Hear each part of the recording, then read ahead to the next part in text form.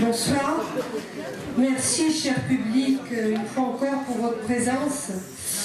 Et surtout, merci à vous, Jean-Claude Dedin, d'inaugurer avec nous cette année 2019 avec un thème de première importance. Voilà, alors j'ai une petite communication à vous faire. On a 2 changements. Alexandre Moiti viendra le jeudi 24 janvier au lieu du 21. Faites attention sur la question de l'alterscience. Et nous aurons une conférence supplémentaire avec Joseph Baou, qui vient de passer 5 ans aux États-Unis, qui nous revient. Ceux qui l'avaient entendu s'en souviennent. Il fera une conférence sur c'est un grand spécialiste du Moyen-Orient, et je pense que c'était important qu'on en parle. Alors voilà, nous venons de voir... La date. La date. Ah pardon, excusez-moi. Lundi 25 mars. Voilà. La date est sur le site du CML. Rentrez, vous verrez, on l'a mis à jour. Alors, nous venons de voir, et nous n'avons sans doute pas fini de voir une France qui a des réactions de vieilles lionnes dérangées dans ce que certains ont pris pour une sieste. Mais c'est vrai que la France est imprévisible et invisible, mais le présent est imprévisible et invisible, mais peut-être que si quelqu'un s'était approché de la vieille lionne, il aurait entendu le cliquetis d'une révolte hors norme. Alors, ce que nous pourrions souhaiter en ce début d'année, c'est que ce réveil profite à la démocratie et aux valeurs auxquelles nous sommes très attachés. Vous ne m'avez pas demandé, cher public, quels sont nos vœux pour l'avenir, mais j'ai la faiblesse de penser votre fidélité aidant que nous allons nous retrouver. Rassurez-vous, je vais être très courte. Alors, notre premier vœu, bien entendu, concerne le CML. Il serait donc souhaitable que chacun d'entre vous prenne son adhésion. Ce ne sont pas les fins de mois difficiles qui nous attendent, mais les fins d'exercice. Alors nous ne vous proposons pas une manifestation, nous aurions d'ailleurs peu de chances d'être entendus, mais une cotisation, parce que tout simplement pour assister à des débats qui n'ont pas attendu 2019 pour exister. Alors nous pourrions souhaiter une démocratie habitée par des hommes politiques qui sachent à la fois agir en primitif, c'est-à-dire qui auraient le geste précis, clair, et la pointe de la flèche adaptée à la cible. Donc, agir donc en primitif, mais aussi en stratège. Autrement dit, penser à la conséquence du geste, à savoir que si je tape comme un aveugle sur le même objet, ou sur un objet que j'ai mal regardé, le résultat sera désastreux. Alors, nous pourrions souhaiter avoir accès à la vérité, à toutes les vérités, car les mensonges fatiguent notre siècle et réduisent notre enthousiasme comme peau de chagrin. Enfin, nous aimerions que les inventions nous désaltèrent, pas qu'elles nous rassasient ou nous asphyxient, mais qu'elles n'entament en rien notre imagination et notre liberté. Inventions au premier rang desquelles se trouve l'intelligence artificielle, dont les enjeux dépassent largement toutes les inventions passées. C'est pourquoi il est souhaitable que les hommes de science défrichent des chiffres avec nous, occupent donc l'espace public et nous donne ainsi la possibilité d'un monde qui n'excéderait pas notre force de compréhension. Voilà. Merci à vous donc, Jean-Claude Dedin. Je vais passer la parole à David Galli qui va se faire un plaisir de vous présenter. Merci pour votre attention.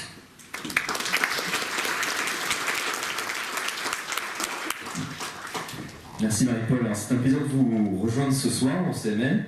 C'est un peu ma première, hein, donc c'est un grand plaisir que je vois qu'il y a beaucoup de monde, déjà, première chose. Et c'est un plaisir d'accueillir un intervenant de qualité ce soir, un scientifique qui va nous immerger dans des questionnements d'actualité aussi, comme l'a dit Marie-Paul, très justement, à la frontière de la technique et de la science, ou même pourrait-on dire peut-être la technoscience, comme le proposerait peut-être Jean-Marc Lévy-Leblond, un autre chercheur qui a été accueilli ici il y a quelques temps maintenant. Ce soir, c'est donc Jean-Claude Dedin que nous accueillons, chercheur en intelligence artificielle et plus généralement spécialiste des questions relatives à la vie artificielle, qui après les travaux remarqués dans les années 90 sur le système multi-expert temps réel, s'est ensuite intéressé aux architectures et algorithmes biomimétiques avant de devenir professeur puis directeur de l'Institut de l'Internet et du Multimédia au pôle universitaire Léonard de Vinci, à la Défense, à côté de Paris. Jean-Claude Dedin est également sollicité en tant qu'expert auprès de l'Union européenne, conseiller scientifique pour la Cité des Sciences dans le cadre de plusieurs expositions. On lui donne de nombreux articles scientifiques, bien entendu, mais aussi des ouvrages. Vous en avez certains au fond de la salle, les 3 lois de la robotique en 2013, les robots dans Star Wars en 2015, ou encore son ouvrage sur les créatures artificielles paru en 2008 chez Odile Jacob, qui retrace la question de l'artificiel à travers l'histoire. On navigue alors de l'érotique Galatée à l'Ève future, du golem de glaise au corps rapiécé du monstre Frankenstein, jusqu'au robot d'aujourd'hui, source d'imaginaire, de fascination, mais aussi évidemment, et heureusement, de critique et de peur. Toutes ces thématiques me renvoient aux travaux que nous réalisons à quelques pas d'ici, juste à côté à l'UFR Ingé Média, avec Franck Renucci, où on travaille justement sur ces questions-là. Jean-Claude Dedin va certainement y venir. La vie artificielle n'est pas le vivant, la vie c'est justement ce à quoi nous tenons, pour faire un petit clin d'œil au titre du cycle de conférences du CML cette année. Créateur de la start-up Artificial Creature, Jean-Claude Dedin est aussi fondateur de la maison d'édition Science e-book, où vous pouvez retrouver nombreux de ses ouvrages, comme Manuel de survie à l'intelligence artificielle, paru récemment en 2017, ou un autre ouvrage également sur le deep learning, très intéressant avec un développement sur les réseaux de neurones appliqués aux recherches en intelligence artificielle. Nous pourrions en dire encore beaucoup sur Jean-Claude Dedin, mais je vais lui laisser la parole tout de suite, car c'est également un habitué des conférences, vous allez le voir. Il a d'ailleurs participé à ce propos en juillet dernier à une conférence TEDx à Roanne en juillet dernier, donc sur un autre sujet qui me passionne, la question des émotions. Peut-être qu'il y aura une question sur ça tout à l'heure, justement. Les émotions qui sont à elles seules une quête impossible pour les machines, comme le dirait très juste titre un autre chercheur aux États-Unis, Antonio Damasio. Les machines, si elles ne sont bien sûr pas vivantes, elles n'ont surtout pas de corps. Alors qu'on cherche à toujours plus humaniser les robots, certains parfois tentent à oublier que l'être vivant rappelle des impossibles. Alors peut-être est-ce une question de mythe? Je laisse la parole à Jean-Claude Dedin. Bonsoir à toutes et à tous, je suis très heureux d'être parmi vous ce soir à Toulon. Normalement, le public à ce moment-là fait « Ouais, Toulon !» Non, pas du tout. Bon, tant pis. Et donc, effectivement, on va parler ensemble, on va essayer de démystifier un petit peu cette histoire d'intelligence artificielle. Parce que c'est vrai que c'est un lieu où se mélange à la fois évidemment la science, mais aussi beaucoup d'imaginaire. Et c'est ce qui fait également son intérêt. Alors comme ça a été dit, j'ai écrit pas mal de bouquins, en fait c'est une partie importante de mon activité aujourd'hui. Et je m'intéresse, comme on vient de le dire, non seulement aux aspects scientifiques, donc là j'ai quelques ouvrages qui traitent effectivement des essais ou des ouvrages plus techniques comme Deep Learning qui rentrent un petit peu pour ceux qui veulent s'y coller un petit peu, parce qu'au bout du compte c'est pas si compliqué, c'est ce que je vais essayer de vous montrer ce soir, hein. C'est pas si compliqué derrière tout ça. Et aussi l'imaginaire. Évidemment il y a une interaction forte entre la science-fiction et la science, et donc c'était intéressant, l'un influençant l'autre dans une boucle un peu étrange. Je vais juste mettre un petit point sur Métropolis. Vous savez qu'on est le 10 janvier, vous êtes au courant. Et le 10 janvier 1927, c'était la première projection à Berlin de Métropolis. Et c'est quasiment la première représentation des robots au cinéma. Et donc ça a forgé complètement notre imaginaire, en particulier la représentation des robots aujourd'hui, hein, avec la belle Futura, et diabolique aussi. Hein, Et je me suis aperçu il y a quelques années que d'ailleurs ce roman était... il y a le film de Fritz Lang, hein, ce monument, mais en fait c'est son épouse de l'époque qui a écrit le roman Métropolis, qui a servi ensuite pour élaborer le scénario. Et je me suis aperçu qu'il n'y avait pas de traduction française, donc je me suis senti obligé, parce que j'ai un petit projet d'anthologie sur les créatures artificielles, de traduire le roman de Thierry Fenarbou, et je vous le recommande parce qu'il est vraiment... prémonitoire également. Voilà. Donc vous ne trouverez pas ces bouquins malheureusement là, parce que comme on vous l'a dit, j'ai aussi ma propre maison d'édition et je diffuse largement, mais plutôt aujourd'hui sur Internet. Je commence à distribuer en librairie, mais voilà, je suis un humain et donc ça prend du temps. On va d'emblée tout de suite au sujet et je commencerai par essayer de vous repointer cette dose d'angoisse qui a monté ces dernières années autour de l'intelligence artificielle, des robots également, mais aussi de l'intelligence, surtout de l'intelligence artificielle. Donc on a eu des gens relativement célèbres, hein, comme le feu Stephen Hawking, qui a dit attention, l'intelligence artificielle, si elle était amenée à se développer encore, elle pourrait être le plus grand danger qui pèse sur l'humanité. Elon Musk, Bill Gates même s'en est mêlé. Et donc en mettant en garde sur un développement incontrôlé de l'intelligence artificielle, sans parler de cette peur qui nous toucherait au niveau de l'humanité, il y a eu aussi un certain nombre d'études, plus ou moins sérieuses d'ailleurs, mais certaines sont sérieuses, qui tenteraient à montrer que l'intelligence artificielle pourrait avoir un impact extrêmement négatif sur les emplois. Et donc, avec déjà en remplaçant un certain nombre de sens, on sera mieux en reparler, hein, en remplaçant certains emplois, et puis en boostant la productivité, ce qui ferait que finalement, on aurait de moins en moins à travailler. Et donc, ça pourrait poser des soucis à terme sur le modèle même de société dans lequel nous sommes. Donc, finalement, autour de l'IA, il y a une angoisse latente, pas tant dans les progrès que ça permet, mais surtout sur finalement les retombées qu'il y a autour. Alors ça, c'est pas récent, hein, l'angoisse autour de ces nouvelles technologies. Alors je vous remets Frankenstein, mais on pourrait mettre Terminator, on pourrait mettre HAL 9000 dans 2001 l'Odyssée de l'espace. Autour de ces histoires, il y a toujours une angoisse qui nous... donc là, hein, Frankenstein, Mary Shelley, dont on fête le bicentenaire, hein, non, c'était l'année dernière, enfin on y est quasiment, on y est encore un petit peu. Hein. L'année dernière, on fêtait le bicentenaire de la publication de Frankenstein par Mary Shelley.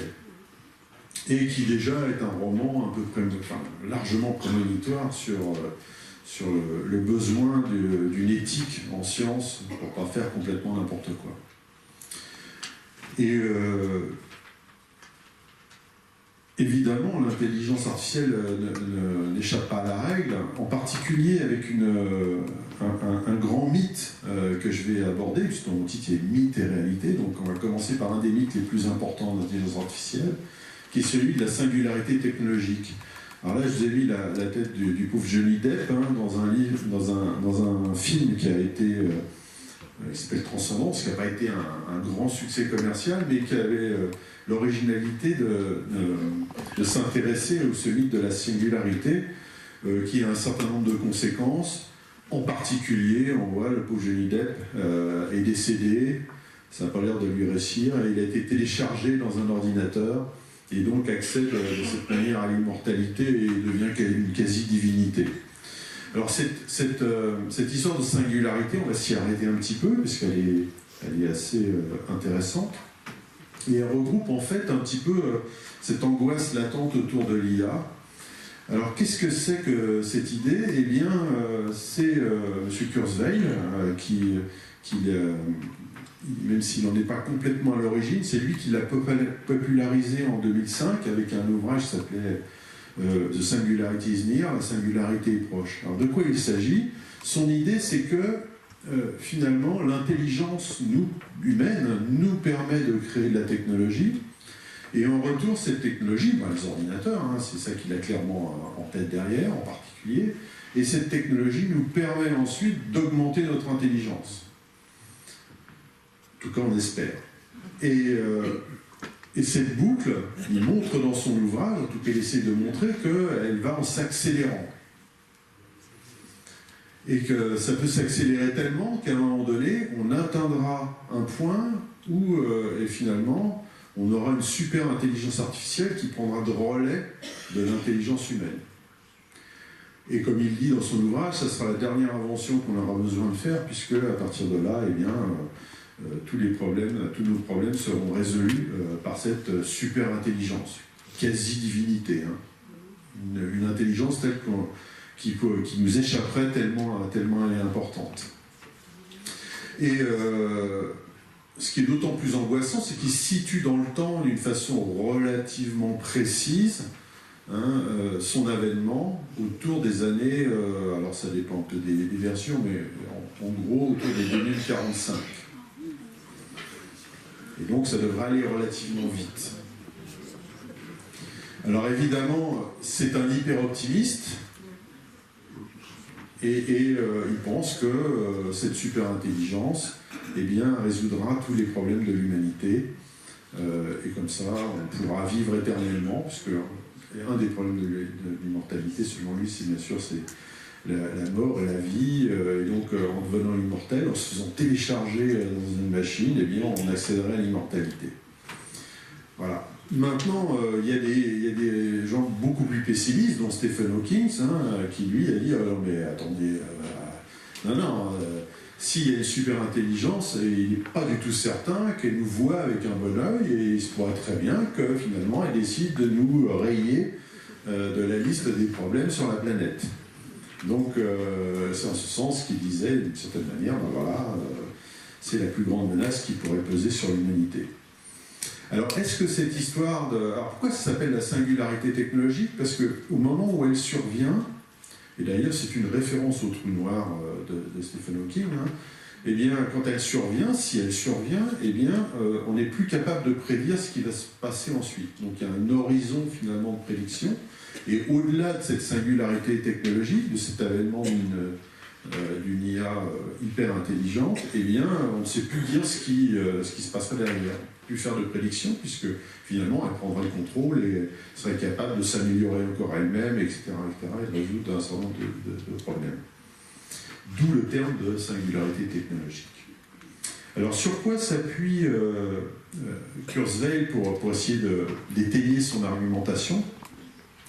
Parce qu'a priori, ça semble relativement simple et cohérent, dire l'intelligence, ça crée des machines, les machines nous permettent d'être encore plus intelligents, et voilà, boum, boum, boum, boum, ça va aller relativement vite. Et bien, il s'appuie, un de ses principaux arguments, il s'appuie sur une loi empirique qui s'appelle la loi de Moore, dont vous avez peut-être certains d'entre vous entendu parler. Gordon Moore, c'est un des fondateurs d'Intel.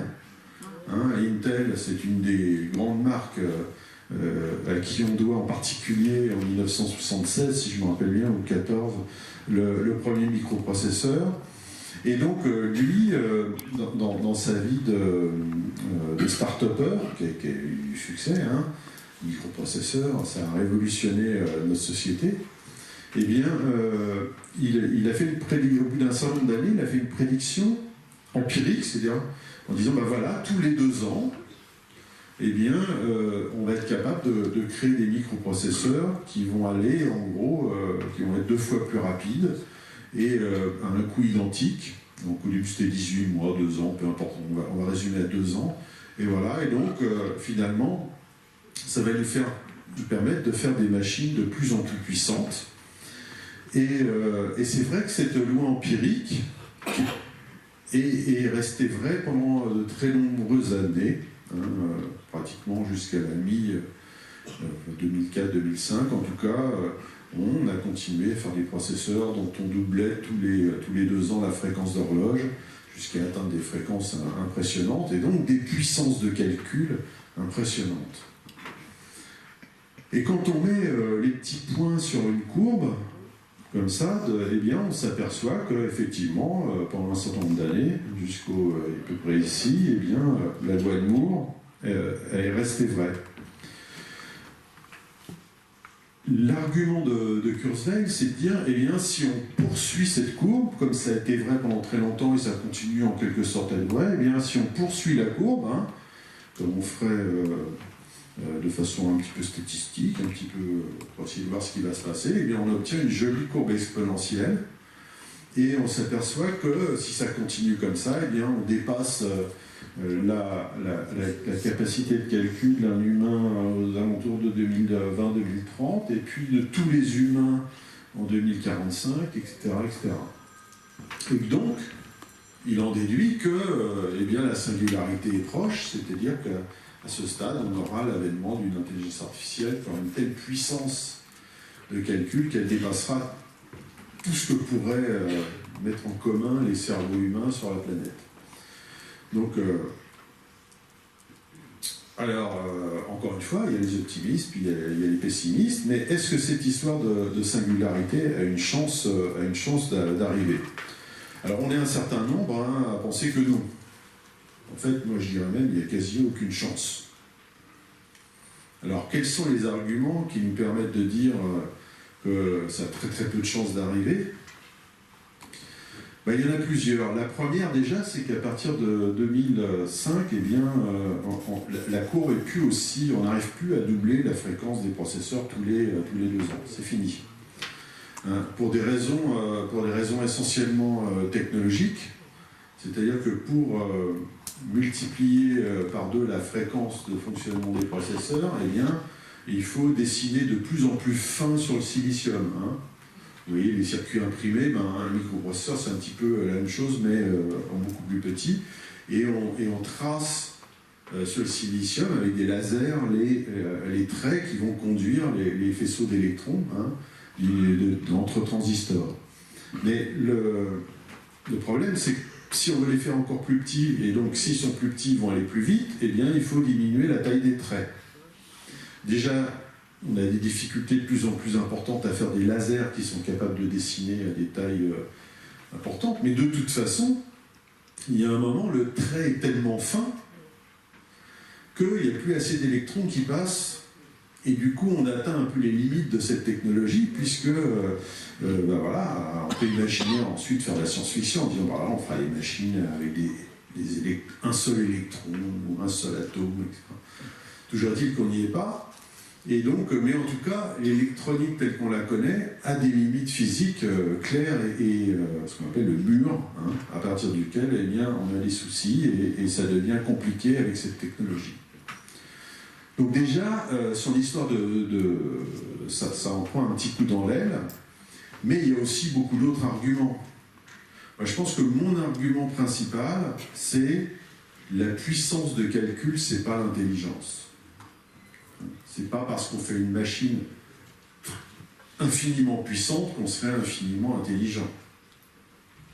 Je peux écrire un programme stupide, si je le fais marcher sur un supercalculateur hyper puissant, il ne sera pas plus intelligent, mon programme, il sera juste stupide plus vite. Donc, voilà, c'est pas un argument. Il y a une différence évidemment importante entre l'intelligence et la puissance de calcul.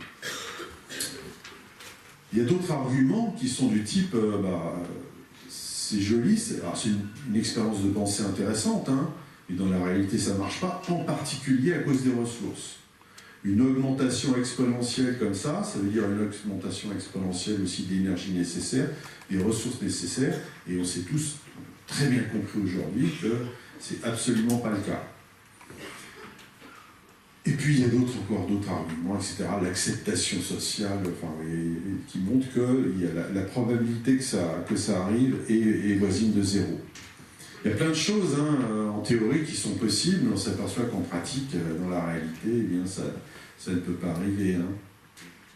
Par exemple, la théorie quantique, on peut renverser un verre, et puis il y a une certaine probabilité pour que le verre se reforme. Mais on sait tous très bien que ça n'arrivera jamais. La probabilité que ça arrive est quasi infime. La singularité technologique, de mon point de vue, c'est un peu la même chose. C'est vrai que c'est une jolie expérience de pensée, et ce qu'on peut lui donner comme crédit, c'est qu'elle a permis, finalement, de pointer des questions importantes et se poser des questions importantes à propos de l'intelligence artificielle, mais à mon avis, et on est un certain nombre à le penser, il y a très très peu de chances, voire aucune chance que ça arrive. Donc l'intelligence artificielle, elle est des camps. Alors on peut remonter très loin, on peut remonter au Paléolithique en montrant que on était déjà sur une voie finalement avec les premières fresques qui va nous mener finalement, et l'outil va nous mener d'une façon un petit peu inexorable au prolongement qu'on connaît aujourd'hui. Toujours est-il que le père fondateur, c'est un monsieur dont vous avez probablement entendu parler, qui s'appelle Alan Turing, qui est un logicien, et qui a travaillé d'arrache-pied, donc c'est un logicien, c'est un mathématicien, qui a travaillé sur le décodage des codes allemands pendant la Seconde Guerre mondiale, et dont le travail a été très longtemps ignoré, parce que, en fait, secret, hein, et ce n'est que relativement récemment, il y a un très joli film d'ailleurs que vous pouvez voir, The Imitation Game, hein, qui donne un peu une partie de son histoire. Et donc c'est un passionné, comme beaucoup de chercheurs et de mathématiciens à cette époque-là, de cette idée d'ordinateur et une machine intelligente. Mais parmi tous ces gens, il est le premier finalement à publier un certain nombre de choses. Je ne vais pas citer tous ces articles, il y en a un qui fait date, c'est un article de 1950 où il se pose la question finalement de est-ce qu'une machine pourrait penser. Alors il est l'auteur, en fait, c'est pour moi l'un des pères fondateurs de l'informatique moderne. Hein. C'est grâce à lui que, eh bien, on a la structure des ordinateurs telle qu'on la connaît. Puis il y a un autre monsieur qui s'appelle Sean Feynman, hein, dont je passerai à l'histoire aujourd'hui, mais voilà, avec Alan Turing, c'est les deux personnes qui cristallisent finalement la transition entre le calculateur, les machines à calculer, et puis la version moderne, le modèle moderne, donc aux alentours des années 40, hein, de l'ordinateur tel qu'on le connaît aujourd'hui. Et donc, il publie d'ailleurs un article sur une théorie qu'il appelle la machine universelle, et qui est ni plus ni moins que le modèle abstrait, le modèle formel de l'ordinateur. Et donc, c'est une machine qui est capable de simuler toutes les autres machines à partir du moment où on lui donne le programme adéquat. Et donc, dans ce raisonnement, il continue évidemment, et il dit, ben voilà, si on était capable de donner un programme qui simule les raisonnements humains, eh bien, on pourrait avoir une machine qui devient intelligente, et il se pose même la question de comment évaluer cette intelligence, et ça donnera le fameux test de Turing, hein, vous avez peut-être entendu parler également. On met un humain derrière un paravent, et puis il y a la machine, et puis les deux répondent, et on pose des questions. Et la thèse de Turing, c'est de dire, ben voilà, si on ne sait pas faire la différence entre l'un et l'autre, eh bien c'est qu'ils ont tous les deux l'intelligence, une quasi-intelligence humaine de même niveau, et donc est-ce que finalement la machine, du coup, elle aurait accès aussi à la conscience, à la pensée, etc. Encore une fois, là, on est dans une expérience de pensée, hein, parce qu'à l'époque, les ordinateurs ne sont absolument pas assez performants pour faire des choses relativement complexes, mais elle a fait progresser, un petit peu comme la singularité technologique, une jolie expérience de pensée, mais évidemment qui est plus critiquable sur ses conclusions. Donc là, on est en 1950. Alors, comme vous le savez, Alan Turing décède dans des circonstances tragiques en 1954, hein, parce qu'il avait le problème d'être homosexuel, et que cette époque-là, en Angleterre, c'était plutôt mal vu, donc il a failli se retrouver en prison, il a dû opter pour un castrage chimique, et il a fini par se suicider des conséquences un petit peu de tout ça. C'était un fanat de Blanche-Neige, son histoire, c'était son conte fétiche. Et on l'a retrouvé un matin avec une pomme empoisonnée au cyanure, à moitié croquée, hein, comme dans l'histoire de Blanche-Neige. Ça ne vous rappelle pas un logo d'une entreprise connue?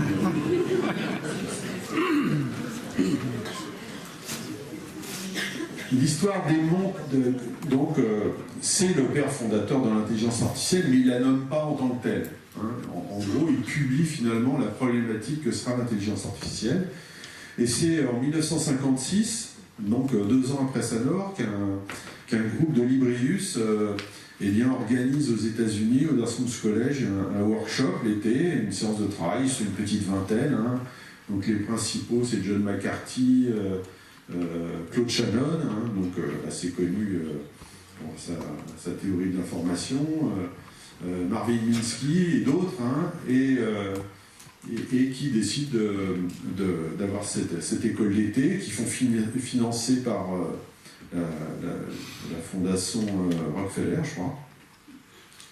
Et pour avoir cet argent, pour travailler ensemble cet été, ils font des pré-projets, et c'est en 1955, en particulier dans le cadre de ces pré-projets, que John McCarthy propose le terme un peu sulfureux d'intelligence artificielle, et qui va rester par la suite. Et pendant cet été-là, eh bien, ils vont dresser ensemble l'ensemble de ce que va être le projet de l'intelligence artificielle pour les années ensuite. Donc 1956, fondation du domaine. Donc ça, c'est le point important. Alors à cette époque-là, c'est déjà relativement polémique. On est en pleine époque, je dirais la technologie et la recherche est dans un domaine, ce qu'on appelle la cybernétique. Et donc, le fait qu'une bande de Librius décide un nouveau domaine comme ça, quasiment concurrent, qui est l'intelligence artificielle, en écartant d'ailleurs d'un revers de main toute approche qui viserait à comprendre le cerveau et en se focalisant finalement sur les raisonnements, simuler des raisonnements dans un ordinateur, et bien évidemment fait énormément de polémiques. Alors ça fait parler du coup beaucoup de l'intelligence artificielle à cette époque-là. Parmi ces joyeux drills, eh bien, on a Herbert Simon qui deviendra prix Nobel d'économie par la suite. Et voilà, on est parti dans des prédictions fantasmatiques. Et l'une de ces prédictions en 1957, c'est un ordinateur battra le champion du monde d'échecs dans 10 ans. Alors on est en 57, c'est pas arrivé 10 ans, mais néanmoins, même si c'est trompé, Herbert, eh bien, en 1997, on avait Deep Blue qui battait, alors selon Kasparov,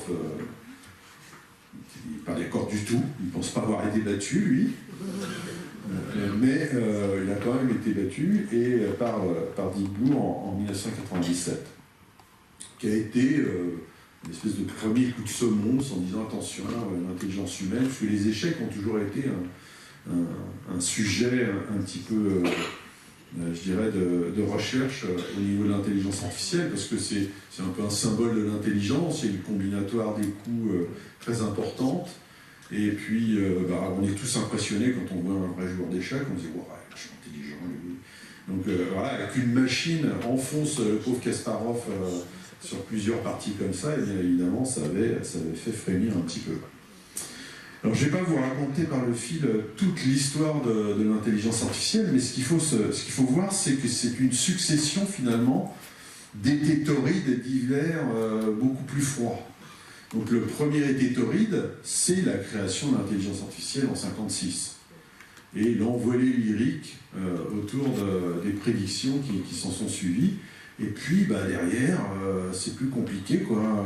Il ne suffit pas de faire des prédictions, ensuite il faut qu'elles se réalisent, et là, les Athéniens s'éteignirent, comme dirait l'autre. Hein. Donc voilà, c'est déjà plus compliqué. Il y a eu une deuxième envolée lyrique, qu'on pourrait appeler un âge d'or, un premier âge d'or de l'intelligence artificielle, qui était pendant les années 80.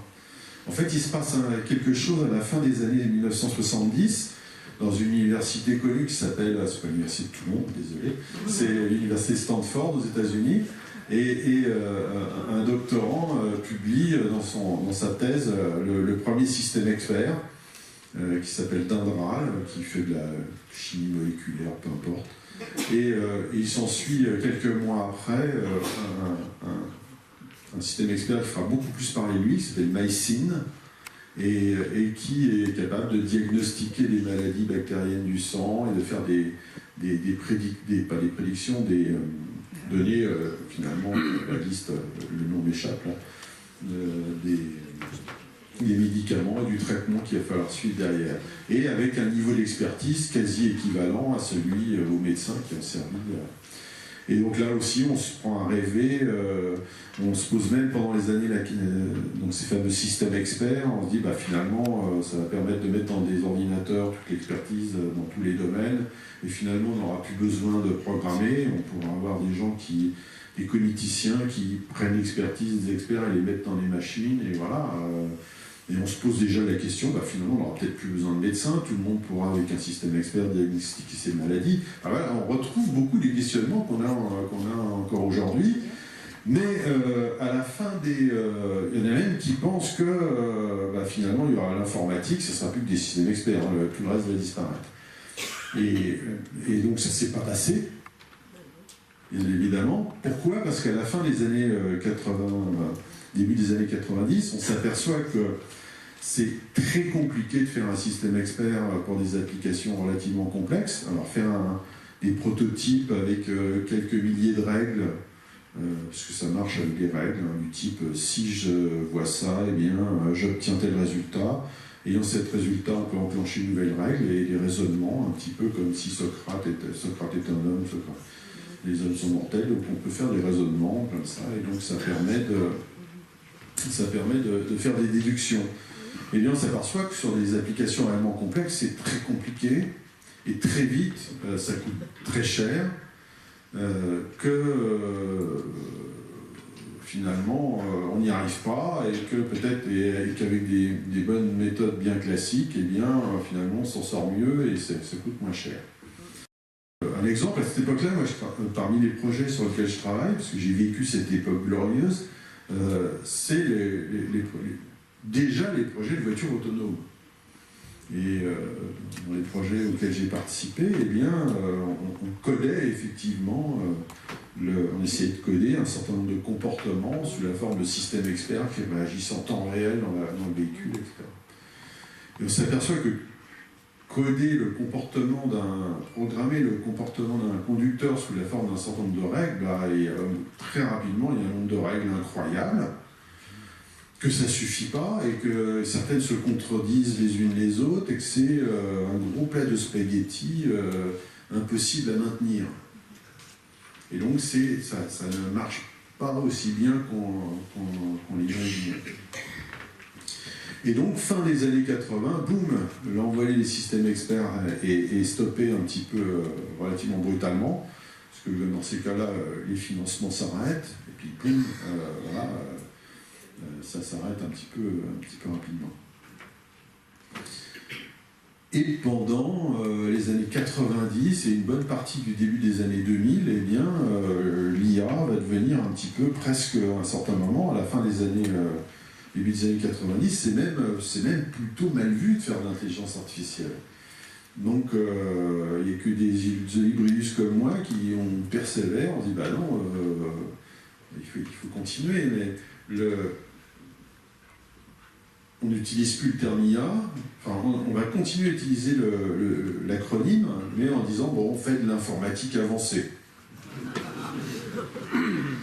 Hein, et puis, comme vous l'avez remarqué, on est dans le 3e âge d'or, là. D'un seul coup, on ne parle plus que de ça, et on est reparti dans une envolée lyrique avec des prédictions, des mythes, comme la singularité technologique, et on se repose tout un tas de questions.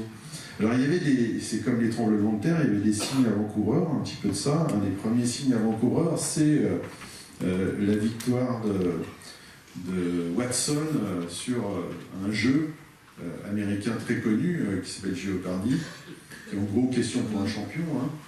Parce qu'après leur victoire sur Kasparov des échecs, ils disent c'est bien, mais les échecs c'est quand même très spécifique. Il faudrait qu'on ait un système, une IA, qui soit capable de répondre à des questions de culture générale. Et là, on montrerait que vraiment, c'est capable de faire des trucs importants. Et donc, ils montent un projet, ils travaillent pendant des années, et ils aboutissent à Watson, qui en 2011 bat les meilleurs joueurs de Jeopardy à plat de couture, et donc répond en temps réel à des questions de culture générale, formulées en langage naturel. Et là, on se dit, waouh, pas mal. Hein. Alors, ça s'appelle Watson, c'est pas élémentaire mon cher Watson, hein, c'est le nom du premier président d'IBM. Donc, c'est pour ça qu'ils l'ont baptisé Watson. Rien à voir avec Sherlock Holmes. Quelques temps plus tard, en fait 1 an plus tard, Google annonce qu'il a réussi à reconnaître à la volée les chats dans les vidéos YouTube. Les chats, très importants sur Internet. Hein. C'est un sujet au moins aussi important que tout le reste. Si vous mettez un chat, vous faites des vues tout de suite, vous avez remarqué. Hein. Donc on reconnaît des chats automatiquement. Alors ça paraît un peu ridicule, néanmoins, ça veut dire que si on reconnaît des chats, on peut reconnaître un petit peu ce qu'on veut. Il suffit d'entraîner la machine à reconnaître ce qu'on souhaite. Et évidemment, on imagine derrière les applications potentielles que ça peut avoir. En termes de sécurité, par exemple, comme avec des gens dans des images. Mais le vrai climax, là où ça se cristallise, eh bien, c'est en 2016, vous voyez, c'est il n'y a pas si longtemps. Hein, c'est la victoire de Google DeepMind sur l'ICEDOL, un autre jeu qui est le Go. Alors c'était une surprise hein, pour beaucoup de monde, même pour des scientifiques comme moi, parce qu'on ne s'y attendait pas. On s'y attendait, mais pas aussi rapidement. La différence entre le jeu d'échecs et le jeu de Go, c'est une combinatoire démentielle. Il y a plus de cas possibles que le nombre de particules dans l'univers. Donc ça veut dire simplement qu'on ne peut pas uniquement baser les stratégies sur la puissance de calcul. Ça ne suffit pas. C'était un petit peu le cas avec Kasparov et Deep Blue. Hein. L'algorithme est relativement sioux, mais il basait sa véritable performance sur le fait qu'il analysait une profondeur dans le jeu et un nombre de coups très impressionnant.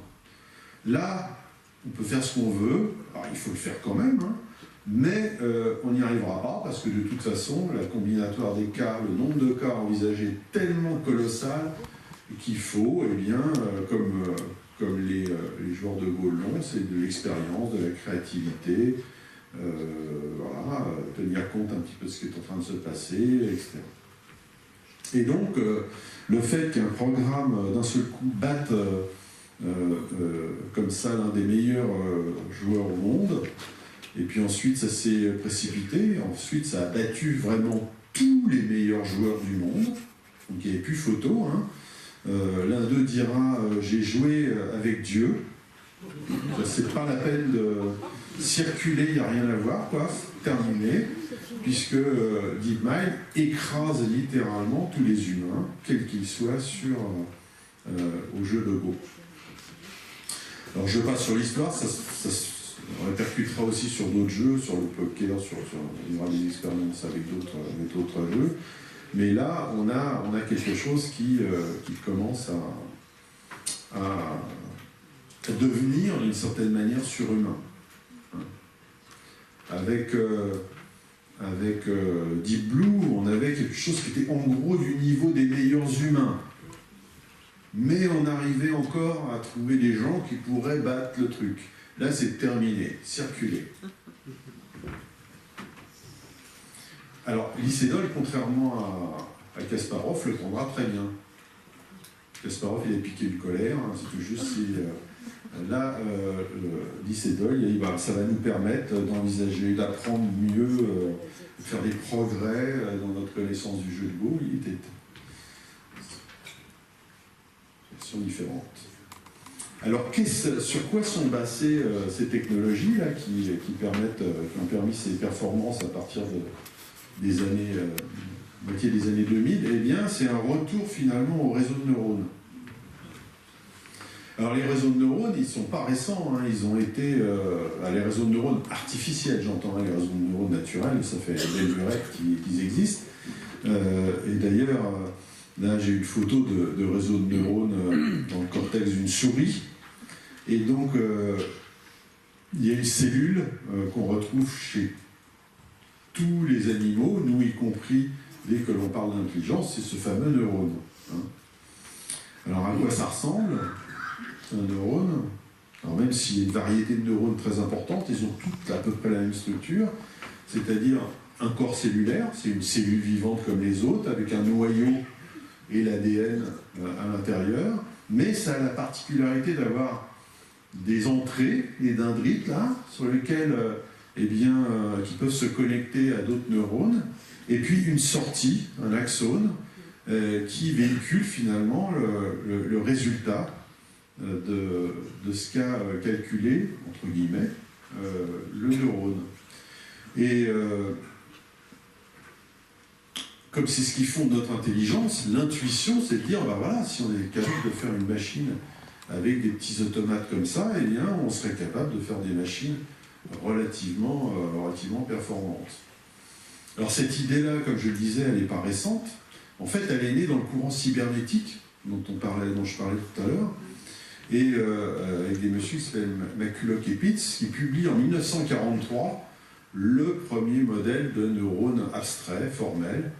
Et ne vous inquiétez pas, ça paraît compliqué comme ça, mais vous allez voir, c'est très très simple. Hein. Voilà ce qu'ils publient en gros. Hein. Voilà, on va représenter le neurone sous la forme d'un automate relativement simple. Donc on retrouve les entrées. Donc à l'époque où ils publient, c'est du binaire, parce qu'on découvre la capacité dans les années 40, hein, on découvre finalement la capacité de la logique booléenne pour faire des machines. Hein, ça permet de faire des machines beaucoup plus rapides. Une logique à 2 valeurs, bah, c'est beaucoup plus facile et beaucoup plus fiable qu'une logique à 10 valeurs, hein, comme l'utilisait Pascal, par exemple la Pascaline, ça fait des machines compliquées. Là, avec une logique à 2 valeurs, et c'est équivalent en plus. Donc là, pour McCulloch et Pitts, on met des entrées binaires, donc 0 ou 1, et simplement on met un petit coefficient derrière qui va multiplier cette valeur. Donc, si je dis par exemple 0,5, ça veut dire que si j'ai 0, bah, ça fera toujours 0. Par contre, si j'ai 1 à l'entrée, bah, on aura 0,5 juste derrière. Donc une simple multiplication. Et derrière, on additionne toutes ces petites entrées. Le terme barbare, c'est une somme pondérée, mais finalement, c'est relativement simple. Et ce que modélisent finalement ces petits coefficients, c'est la force ou l'intensité de la connexion. Donc si j'ai 0 ici, c'est comme si je n'avais pas de connexion. Là, j'entends plus personne, il y a un silence. C'est simple, hein, on prend des signaux, on multiplie avec une petite valeur, et puis on additionne derrière. Tout ça, c'est très très très linéaire, donc on met un petit truc non linéaire derrière qui est un seuil. C'est-à-dire si cette petite somme, eh bien, elle est supérieure à une certaine valeur, eh bien le neurone, il sort 1. Ouais. Si c'est en dessous de ce seuil, eh bien il fait rien. Il roupille tranquillement, il dit bah moi je fais rien, moi on ne m'a pas donné assez, je ne sors pas. Je fais rien du tout. Et donc c'est un automate relativement simple, hein. C'est juste des multiplications, une addition et une comparaison avec un seuil. Mais l'intuition derrière, c'est que c'est universel. C'est aussi universel finalement que la logique booléenne derrière et qui permet de faire des ordinateurs. Et donc, c'est ce que démontre McCulloch et Pitts. En utilisant plusieurs de ces petits automates élémentaires, eh bien, on a l'universalité, le même niveau d'universalité qu'on a avec un ordinateur classique. En 1956, eh bien, on a 58, pardon, on a le premier réseau de neurones. Ça se passe au MIT cette fois-ci. Frank Rosenblatt qui travaille sur un modèle où il prend ces petits neurones formels de McCulloch et Pitts et il crée un premier réseau très simple. L'idée, c'est on va être très régulier, on va mettre une couche d'entrée, une couche interne si on est très fort, donc une couche au milieu et une couche de sortie. Et il démontre encore une fois que cette machine, eh ben, elle est à peu près capable de calculer ce qu'on souhaite qu'elle calcule, c'est à peu près n'importe quoi. L'intuition derrière, c'est que, comme ce sont des neurones abstraits, eh bien, ils pourraient même peut-être apprendre. Donc si on les entraîne, eh bien, ils seront capables de mémoriser et de reconnaître ce qu'on leur présente aux entrées. Alors cette théorie est évidemment très bien accueillie, mais on arrive à cette époque-là à la faire marcher que sur des cas très très simples. Et dès qu'on a des trucs un petit peu compliqués, eh bien finalement on s'aperçoit qu'on n'a pas du tout l'algorithme, la technique d'apprentissage qui permet de faire marcher le truc. Les mêmes qui publieront sur le fait qu'en fait on ne la trouvera jamais. Donc c'est très très pessimiste. Hein, Marvin Minsky, un des pères de l'IA, publie en disant non, on n'y arrivera pas. Et donc, ça met un coup d'arrêt brutal, finalement, à la recherche sur les réseaux de neurones artificiels, puisqu'il n'y a plus de sous. Et donc, voilà, c'est un domaine sans avenir. Alors, il y a un certain nombre de librius qui vont quand même continuer, têtus, en particulier en France, Yann Lequin, qui va continuer à travailler et passer son doctorat en 1985. Et il publie finalement, il est l'un des premiers, avec un autre, un Canadien, pratiquement il publie dans le mouchoir de poche, un algorithme qui résout cette problématique d'apprentissage et qui montre que, on est capable de faire apprendre à ces machines ce qu'on veut à partir du moment, évidemment, où on a les données adéquates. Alors, l'algorithme, il a un nom barbare. Ça s'appelle la rétropropagation du gradient de l'erreur. Mais on va le voir quand même. Et il y aura interrogation après. Donc vous allez voir, le principe est simple. On présente une image de chat à mon réseau de neurones. Donc au début, il a ses petits coefficients n'importe comment, puisqu'il n'a rien appris. Et donc, il va sortir n'importe quoi à la fin. Il va sortir des chiffres qui veulent rien dire, puisqu'il ne reconnaît rien. Maintenant, nous, on sait ce qu'il faut qu'il reconnaisse. Un chat. Et donc, la différence entre les valeurs qui sortent et celles qu'on voudrait qu'il donne, eh bien, on va appeler ça l'erreur.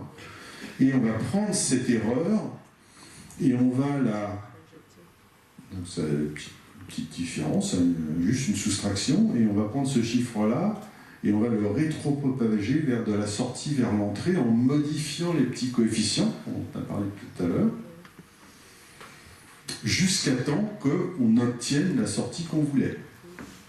Et si on répète ça un nombre très important de fois, en y allant tout doucement, et avec un nombre d'exemples très importants, eh bien, ça marche.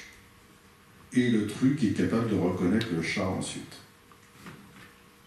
Et même si on lui présente un chat un petit peu différent, eh bien, il va le reconnaître ça comme un chat, avec une très bonne probabilité. On est en 1985. Alors pourquoi ça ne s'est pas passé, cette envolée lyrique en 1985 ? Eh bien parce qu'en pratique, on n'y arrive pas. On a la théorie maintenant, mais on n'arrive encore pas. C'est une machine, l'expérience avec ces nouvelles technos sont encore un petit peu délicates. Alors qu'est-ce qui se passe ?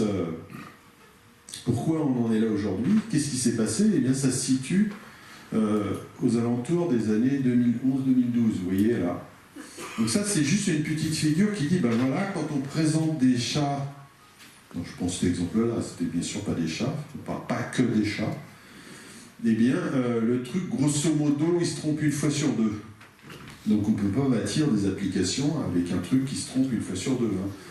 Autant tirer au hasard. Voilà, c'est un chat, un chien, une banane, non, c'est pas de temps en temps.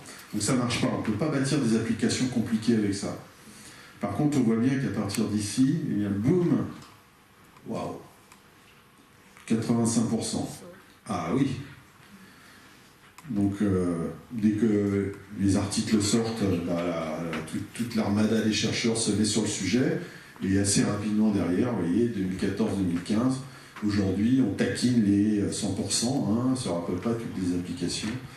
Ça veut dire qu'on a des systèmes qui reconnaissent d'une façon très très performante, on arrive à les entraîner, ces réseaux de neurones artificiels, et ils reconnaissent un petit peu ce qu'on souhaite qu'ils reconnaissent. Alors pourquoi on a fait ce bond ? Et bien en fait, il y a deux choses qui se sont passées de façon assez empirique à ce moment-là. Premièrement, on s'est aperçu qu'il fallait mieux donner énormément de données pour entraîner ces réseaux de neurones. C'est-à-dire que les petits chats, il va falloir en donner un gros paquet, plutôt que de donner quelques-uns qu'on aurait choisis comme étant représentatifs des chats. Et non, il vaut mieux mettre un paquet d'images.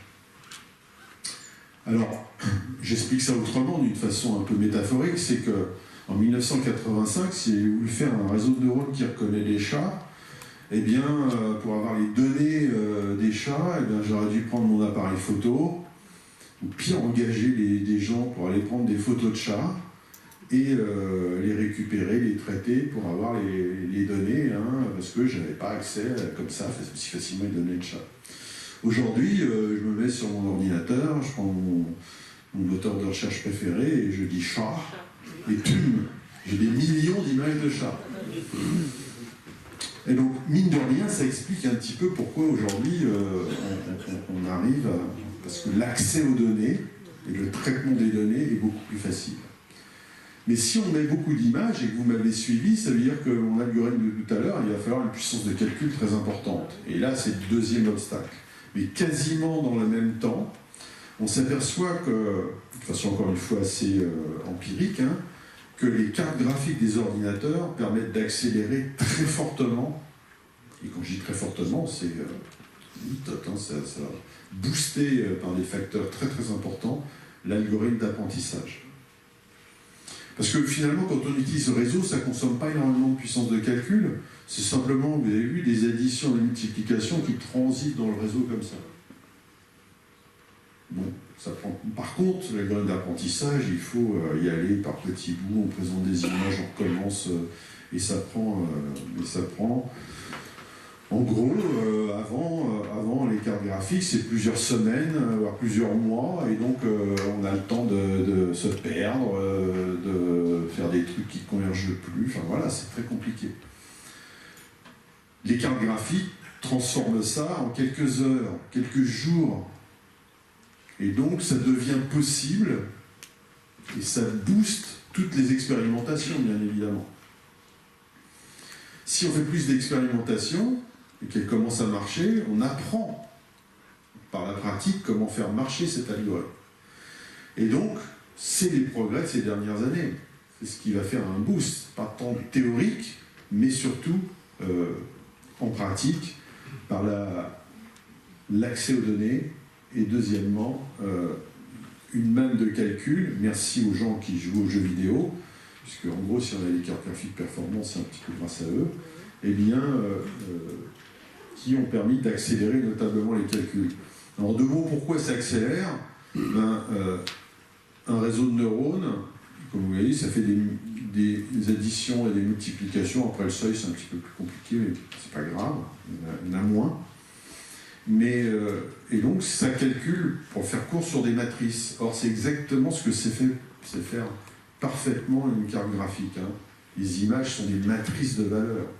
Donc c'est parfaitement adapté à ce genre de calcul, et donc ça va accélérer notablement les choses, puis ça ne coûte pas très cher une carte graphique, c'est pas un super calculateur, c'est un petit peu d'argent, c'est clair, mais tous les labos peuvent s'en acheter, hein, et donc ça va booster effectivement fortement. Et on y est. Donc on a une technologie, on a des algorithmes qui permettent d'attaquer les applications, et c'est ce qui va faire cette révolution qu'autrefois on ne pouvait pas attaquer. Hein. Finalement, si on parle tant de cette histoire de voiture autonome, c'est parce que la modélisation du conducteur, c'était une chose quasi impossible avec des technos classiques, hein, programmés sous la forme de règles ou même de procédures, le comportement d'un conducteur. Surtout s'il est parisien, c'est compliqué. On n'y arrive pas. Alors que là, on n'a plus besoin de comprendre le modèle du conducteur. Si on a les données, et ça on peut les mesurer, et qu'on entraîne un réseau de neurones sur ces données, eh bien, on va avoir un système qui est capable de se comporter comme le conducteur. Alors, mieux en prendre des bons, hein. Mais voilà. Donc ça veut dire que toutes les applications qui étaient trop compliquées, pour lesquelles on avait des difficultés à avoir un modèle, où c'était trop coûteux pour obtenir ce modèle, eh bien, les réseaux de neurones artificiels sont une solution potentielle pour quand même réaliser une application. Hein? Si on a accès aux données, on a vu que c'était aujourd'hui beaucoup plus facile, eh bien, on va pouvoir entraîner des réseaux de neurones pour obtenir cette application. D'où un boom dans les applications, un peu tous azimuts. On a parlé de véhicules autonomes, donc évidemment la voiture est un symbole, mais évidemment ça va toucher tout ce qui est logistique, hein, les camions, les transports, tout ce qui roule, vole ou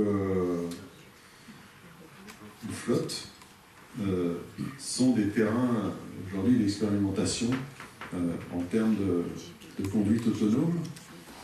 Évidemment la robotique, la santé, s'il y a bien un domaine où il y a un monceau de données encore assez peu exploité ou mal exploité, et là, ça va permettre eh bien, on espère en tout cas, des progrès très importants dans les années qui viennent, dans l'analyse de ces données, la prédiction, en particulier sur certaines maladies. Donc tout ce qui a des données, toutes les entreprises ont des données, leurs clients, ce qu'ils ont acheté, etc. Donc là aussi, ça va permettre de faire des prédictions, on va entraîner les réseaux pour savoir ce que vous achèterez après-demain, parce qu'on sait ce que vous avez déjà acheté, ce que les gens comme vous achètent, et donc on va être capable de faire des trucs vachement forts pour vous vendre des nouveaux trucs, et voilà, ça va être... Et donc, j'ai l'habitude de dire, le marketing de papa est mort, le marketing dirigé par les données avec des systèmes prédictifs, on est en plein dedans, là, ça y est, tout le monde s'y met.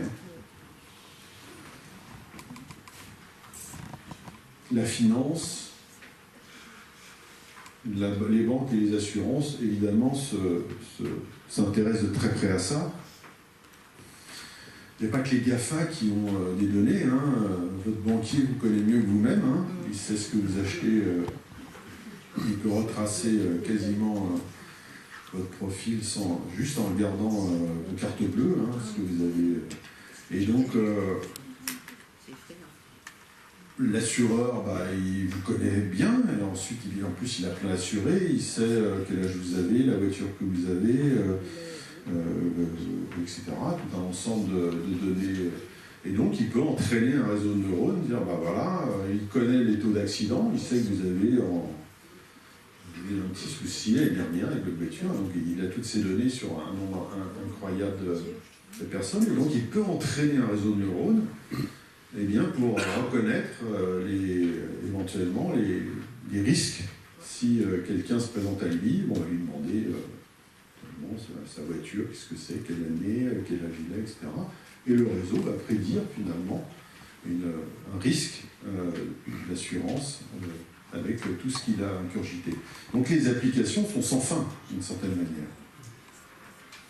Il y a quand même on pourrait croire que c'est devenu magique, et finalement, Kurzweil a raison, il y a quand même quelques difficultés, et ce n'est pas la panacée. Premièrement, un des premiers problèmes, et qui fait l'objet de recherche, c'est l'explicabilité. Un réseau de neurones, c'est des millions et des millions de paramètres. Et comme je vous l'ai dit, c'est utile pour des systèmes dans lesquels on ne connaît pas réellement le modèle. On va l'approximer avec un réseau de neurones, mais on ne connaît pas le modèle. Et on a des millions de paramètres. Donc, si on veut comprendre ce qui se passe, c'est pas facile. Si on a un accident avec une voiture autonome, pour comprendre qu'est-ce qui s'est passé en termes de décision, on a des millions de paramètres. Pour s'y retrouver, c'est pas facile. Alors, on peut faire des expériences, on peut analyser, mais c'est pas immédiat. Et donc ce problème d'explicabilité, il est un frein important au réseau de neurones artificiels, puisqu'il y a beaucoup d'applications où on veut comprendre pourquoi on décide un truc. Il faut l'expliquer, par exemple en santé, il vaut mieux expliquer pourquoi on fait ce diagnostic, et pas simplement savoir qu'on est malade. Donc c'est un frein d'une certaine manière. Deuxièmement, ce sont des technologies qui requièrent quand même des expertises. C'est pas magique. Il suffit pas de mettre des images devant un réseau de neurones et il va les reconnaître comme par magie. C'est une vraie expertise. Il faut déjà une variété aujourd'hui d'algorithmes, de types de réseaux, de manières de les entraîner qui est telle que ce sont des gens spécialisés qui peuvent le faire. Il faut aller vers un apprentissage plus naturel. Je vous rassure tout de suite, notre cerveau ne fonctionne pas avec une rétropropagation du gradient d'erreur. Absolument pas. Il ne nous faut pas des millions d'images de chats pour reconnaître un chat. Un gamin, il en voit 3, et puis au bout de 3, ça y est, il a compris ce que c'était un chat, et il reconnaîtra un chat ensuite.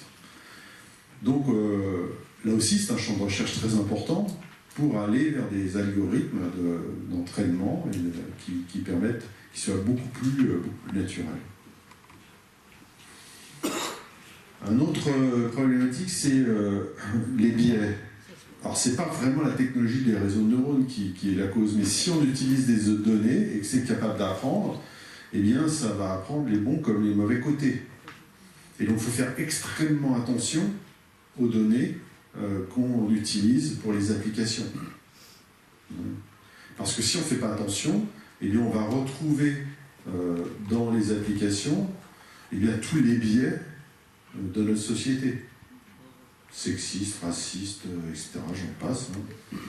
Donc, il faut faire extrêmement attention. C'est comme un enfant, donc si on ne lui apprend pas la politesse, ben, il va dire des gros mots, il va se comporter mal, et donc il faut faire attention à ce qu'on va lui apprendre au début, parce que sinon, il va les répéter, et comme c'est un réseau de neurones, il va les répéter systématiquement. Donc les biais, les travers, il va les appliquer systématiquement. Donc c'est attention. Il y a des progrès en sûreté également, puisqu'on s'est aperçu qu'on pouvait les tromper assez facilement, en rajoutant un petit peu de bruit à des endroits. Donc potentiellement aujourd'hui, certains de ces systèmes peuvent être détournés un petit peu d'une certaine manière de leur utilisation. En tout cas contournés. Un des plus gros obstacles, c'est que c'est complètement, ça reste des machines qui sont complètement dénuées de sens commun, contrairement à nous. Donc, autant nous, on est submergés par les données. Très rapidement, au bout de 4-5 chiffres, on ne se souvient plus du premier. Là, ce sont des systèmes qui sont capables d'analyser des très gros volumes de données sans rien oublier, d'avoir des raisonnements logiques qui vont conduire à des choix qui vont être intéressants. Pour autant, nous, on est capable de prendre des décisions sans même y faire attention, de façon naturelle, en prenant conscience de l'environnement, du contexte, et de réagir sur peut-être des décisions qui ne seraient pas forcément très bonnes dans certains cas. Cette empathie, cette capacité émotionnelle, je dis souvent, nous, on prend une décision émotionnellement, et puis ensuite on la rationalise, alors qu'une machine, c'est le contraire. Elle va analyser logiquement et elle va prendre une décision ensuite. Nous, on rationalise derrière. Et donc il faut les deux, ça c'est la bonne nouvelle. Ça veut dire que même si on fait des progrès très importants dans l'intelligence artificielle, c'est pas la fin du bonhomme, puisque la machine, elle est autiste dans son monde de données. C'est-à-dire que tout ce qu'elle connaît, c'est le monde de données auquel elle a accès et qu'on lui a donné. Donc tout ce qui se passe en dehors de ça n'existe pas. Hein? Alors que nous, culturellement, on a évolué dans ce sens-là, on est capable de prendre en compte, sans même y penser, énormément d'informations. Et donc, pour avoir des décisions qui, au bout du compte, sont souhaitables, il faut les deux. Il faut effectivement cette capacité de traiter les problèmes complexes d'une façon logique. Ça manque des fois, hein, vous avez remarqué. Et puis, à côté de ça, effectivement, notre capacité empathique, émotionnelle pour effectivement faire un petit peu le tri dans ce qui pourrait être, par exemple, ne pas être éthiquement acceptable. Alors j'ai passé très vite et je me suis très focalisé sur les réseaux de neurones. Hein. Les réseaux de neurones en eux-mêmes, je vous ai montré qu'un modèle, il y en a évidemment des centaines depuis, et donc il y a une véritable zoologie des réseaux de neurones. Et puis je vous ai mis cette visualisation du cerveau pour vous rappeler aussi que on est à des niveaux de complexité complètement différents. Hein. AlphaGo, c'est certes des millions de neurones artificiels, mais le cerveau humain, c'est 100 milliards de cellules. Et environ 7000 connexions en moyenne par cellule. Donc on n'est pas dans les mêmes niveaux de complexité. Et puis il y a plein il y a plein d'autres domaines de recherche en intelligence artificielle. C'est vrai que les réseaux de neurones ont le projecteur sur eux depuis ces avancées, mais il y a bien d'autres domaines. Hein.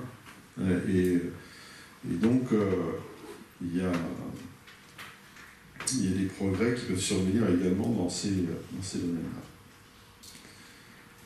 Pour conclure, je dirais que c'est vrai que l'intelligence artificielle, en particulier avec les découvertes récentes, va changer profondément la manière dont on construit les systèmes et donc va avoir un impact non négligeable sur la société. Ne serait-ce que si on parle de l'exemple peut-être à la crème maintenant de la voiture autonome, mais c'est clair que ça va avoir un impact important sur la société, pas simplement pour nous en tant que personne, mais au niveau des entreprises, au niveau de la logistique, au niveau de... Et donc ça, c'est important. J'ai l'habitude de dire que l'IA, c'est comme la force dans Star Wars. En elle-même, il y a le côté obscur et il y a le côté lumineux. Et au bout du compte, c'est à nous de choisir. Elle n'est pas intrinsèquement mauvaise, elle n'est pas intrinsèquement bonne. C'est en fonction des applications, eh bien, et des choix qu'on fait pour l'utiliser, qu'on aura quelque chose qui rend service à l'humanité ou qui ne lui rend pas forcément service. Alors pour moi, clairement, le côté obscur, c'est ça.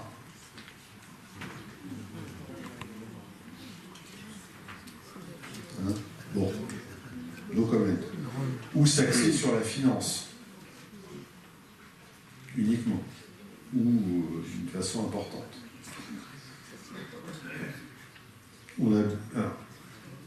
Pour ceux qui penseraient quand même que l'IA est un grand danger, je voulais rappeler simplement qu'on a d'autres problématiques que se poser des questions sur le futur de l'intelligence artificielle.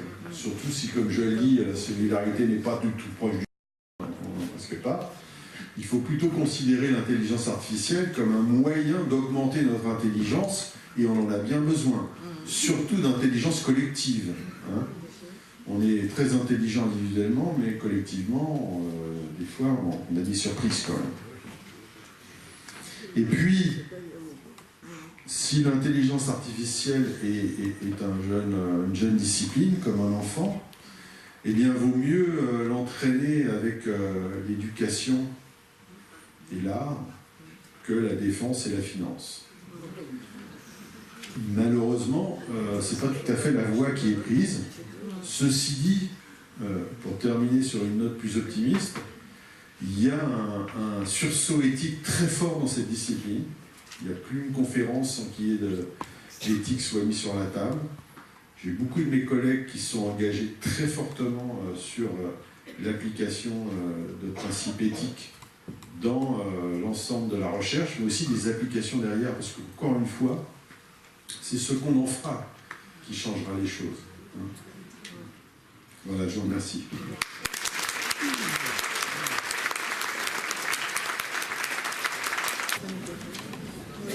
Merci, monsieur le professeur, d'avoir mis à la portée du béotien que je suis, tout au moins, quelque chose d'assez complexe. Et à propos de Dawkins, qui avait une grande crainte sur la manière, sur ce que pouvait devenir la superintelligence. Si la superintelligence se met à la place de la Terre, je suppose qu'elle pensera que l'animal le plus nuisible à la surface de la Terre, c'est bien l'humain. Hein, si on voit votre image qui vous montre, mais là n'est pas mon sujet principal. Et avec 10 likes, la machine vous connaît mieux que vos amis.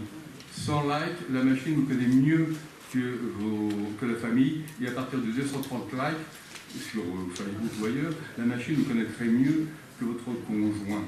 Quand on voit ensuite en Chine le passeport ou le permis à points qui permet de contrôler parfaitement la vie de tous les citoyens. Si vous êtes un mauvais citoyen, vous payez mal en retard aux impôts, que vous brûlez quelques feux rouges, que vous passez en dehors des piétons, eh bien, ce permis de 1800 points, je crois, il est oblitéré, et vous avez donc ensuite de moins en moins accès aux services civiques, aux bonnes écoles ou aux bons hôtels. Alors, c'est aussi une des pistes, un des outils de l'intelligence artificielle. me semble-t-il. Je ne sais pas si... C'est l'illustration parfaite que c'est une technologie qui peut beaucoup, mais qui peut le pire comme le meilleur. Hein. C'est-à-dire que ça peut permettre, et tout dépend des types évidemment d'applications, mais ça peut permettre dans la santé de faire des diagnostics extrêmement précis et commencer à travailler sur des très très hauts volumes de données qui vont permettre peut-être de découvrir des solutions dans certaines maladies qui sont des problèmes de complexité très très importantes. Si on est capable de travailler sur toutes vos données personnelles, médicales depuis un certain nombre d'années, plus ceux des générations précédentes, ben on peut imaginer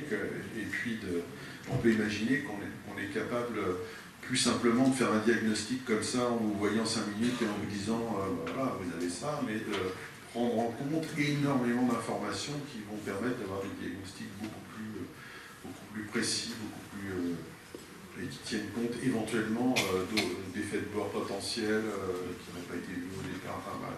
Il y a des progrès énormes qui peuvent être faits avec cette technologie.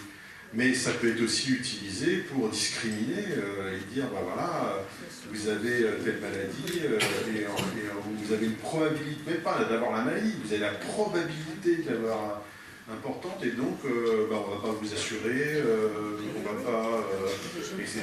Ou alors votre police d'assurance va être, Bill Gates va arriver à la payer, etc. Donc ça c'est, et encore une fois, c'est pour ça que, pour cette raison que tous les scientifiques de l'IA et pas seulement, insistent très très fortement sur l'importance aujourd'hui de mettre en place des outils éthiques, de l'éthique dans tous les... pas simplement au niveau de la recherche, parce qu'aujourd'hui elle est relativement bien implantée, mais dans toutes les applications, et que ça soit intégré dès le début des projets et pendant toute la vie du projet, parce que c'est rapide de faire des erreurs si on n'y prend pas garde constamment. Hein.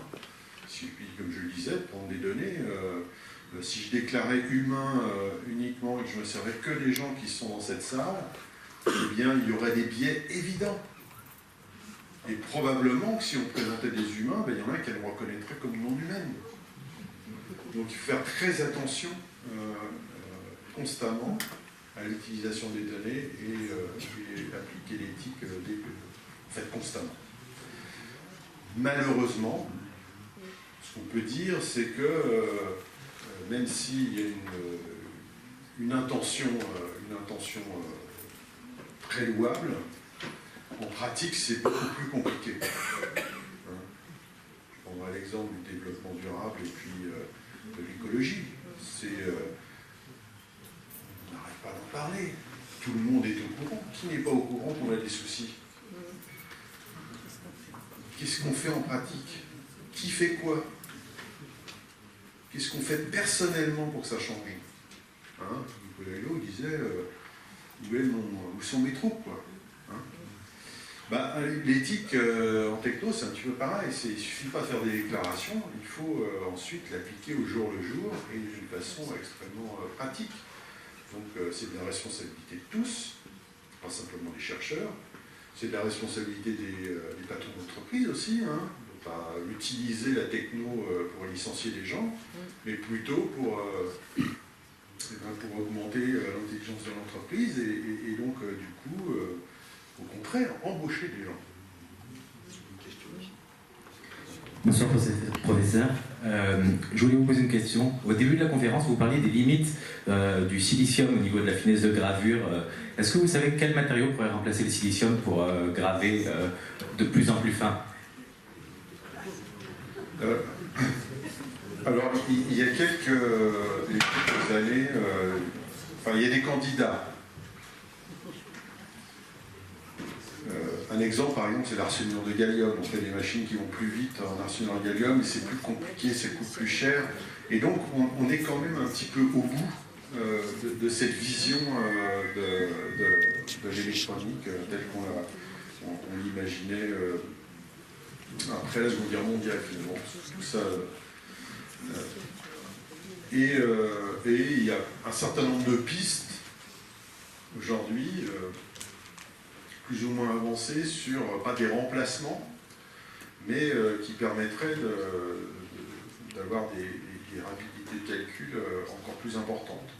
La piste probablement la plus sérieuse aujourd'hui, c'est l'ordinateur quantique. Donc,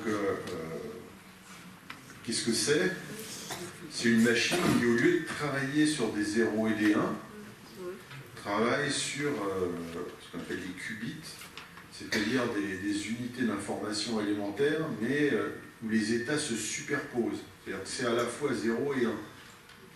Et donc, si on a des mots logiques, un certain nombre de qubits, et bien, ça veut dire que la machine est capable de travailler en même temps, c'est une métaphore, sur l'ensemble des cas possibles. Alors qu'un ordinateur traditionnel serait obligé de faire les cas les uns derrière les autres, puisqu'il peut, lui, n'a une logique qu'à 2 valeurs. Donc aujourd'hui, on en est à peu près au même niveau qu'on était dans les années 50 avec les ordinateurs tels qu'on les connaît aujourd'hui. Donc il y a beaucoup d'espoir. Mais ce sont des grosses machines qui coûtent des fortunes, qui tombent tout le temps en panne,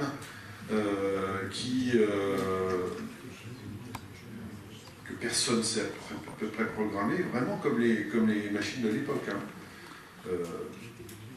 Ceux qui s'intéressent à la programmation, mettez-vous à essayer de programmer un ordinateur quantique. Il y a des simulateurs qui sont accessibles aujourd'hui gratuitement sur Internet. Vous allez voir qu'il faut se mettre la tête à l'envers. On oublie tout ce qu'on a appris jusqu'à présent et c'est compliqué. Enfin, c'est compliqué au sens que c'est complètement autre chose. Mais l'ordinateur quantique permettrait évidemment d'avoir des puissances de calcul sans commune mesure avec ce qu'on a aujourd'hui. Pas surtout. Il est très probable que, plusieurs ont pensé, que l'ordinateur du futur, c'est une machine traditionnelle, dite de Neumann, donc le processeur tel qu'on les a aujourd'hui dans nos PC ou nos Macintosh, et à côté, un coprocesseur quantique qui, lui, va permettre d'accélérer les calculs, finalement, dans toutes les problématiques où il faut explorer des très très grands nombres de cas en même temps. Enfin, l'idéal, ça sera en même temps. Tout ce qui est un petit peu séquentiel, finalement, les ordinateurs tels qu'on les connaît aujourd'hui, l'ordinateur quantique n'apportera rien de plus. Il est même plutôt pas très bien adapté. Par contre, dès qu'on a des recherches dans un arbre, par exemple pour ce GChef ou Logo, là c'est pas photo quoi. En tout cas la théorie, puisque la pratique est encore un petit peu montre qu'on aura des puissances de calcul très importantes.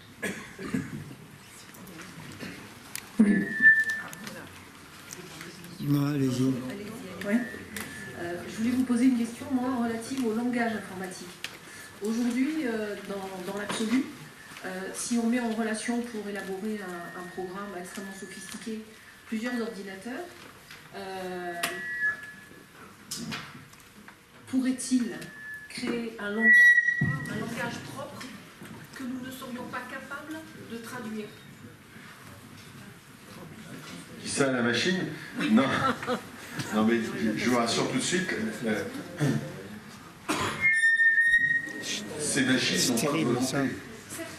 Elles n'ont pas de conscience. Et on leur prête une certaine intelligence qui est loin, qui est uniquement une intelligence logique et calculatoire.